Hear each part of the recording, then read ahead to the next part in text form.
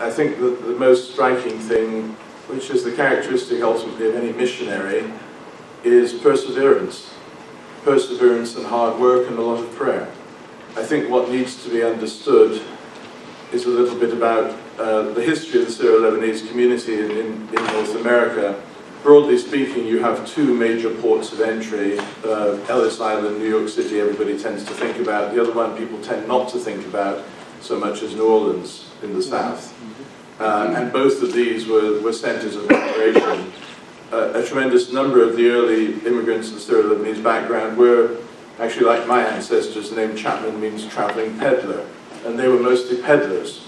And they would get off the boat and manage to buy some things in New York City or in New Orleans, and then get on the train and head inland somewhere and see if they could sell it for a higher price inland than they bought it for in New York. And some of them got quite rich over time with that. So when we hear about St Raphael traveling on the train, it's a bit like he's actually chasing the people from the port.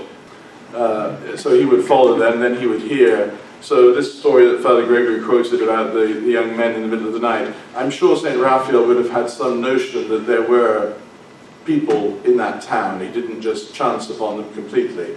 He wouldn't have gone out looking. He had some pre-intelligence.